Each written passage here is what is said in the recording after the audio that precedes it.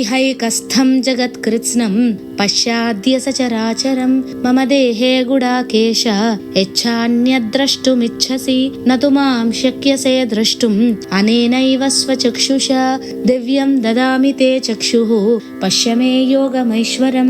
ఈ జగత్తంతా పరమాణువులమయం.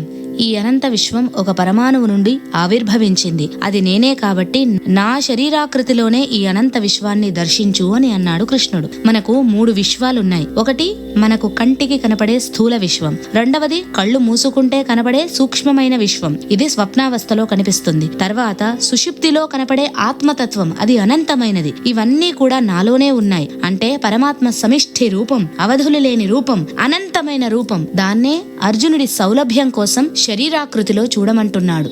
మనం కూడా ఈ విశ్వరూప సందర్శనం చేస్తే మనకు మన ఇల్లు, మన ధన ధాన్యాలు, పదవులు, సంపదలు, వాటి వల్ల వచ్చే అహంకారం అన్ని అత్యంత స్వల్పంగా కనిపిస్తాయి. ఎలా అంటే మనం ఒక గీత అనుకుంటే మనం దాని పరిధిలో ఇంకొక పెద్ద గీత ఉందనుకుందాం. అప్పుడు ఈ విశ్వరూప సందర్శన యోగమే పెద్ద గీతలాగా కనపడుతుంది. మనం అత్యంత చిన్న వాళ్ళలా అయిపోతాం. మన గురించి మనం తెలుసుకోవాలంటే ఈ విశ్వరూప సందర్శనం చాలా ముఖ్యం. అందుకే నువ్వేదో అందరినీ చంపుతావు, దానివల్ల వర్ణ సంకరం అవుతుంది, పాపం వస్తుంది అంటున్నావు కదా.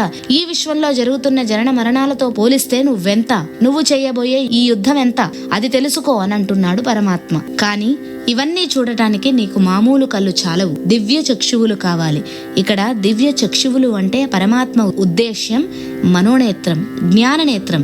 నీ మనసుని ఈ అనంత విశ్వాన్ని చూడటానికి సిద్ధం చెయ్యి అంటున్నాడు. నీలో ఉన్న భక్తి, జ్ఞాన, వైరాగ్యాలను, ఏకాగ్రతను, శ్రద్ధను, ఇప్పటి వరకు నీవు పరమాత్మ గురించి తెలుసుకున్న విషయాల పట్ల సరి అయిన అవగాహనను, వీటన్నింటినీ కలిపితేనే ఈ విశ్వాన్ని చూడలేవు. ఇప్పటికిప్పుడు నీకు ఆ స్థితి సిద్ధించే అవకాశం లేదు. కాబట్టి ఆ స్థితిని, ఆ దివ్య దృష్టిని నీకు నేను తాత్కాలికంగా ప్రసాదిస్తున్నాను. ఆ దివ్య దృష్టి ప్రభావంతో నువ్వు ఈ అనంత విశ్వాన్ని దర్శించవయ్యా అని అన్నాడు పరమాత్మ.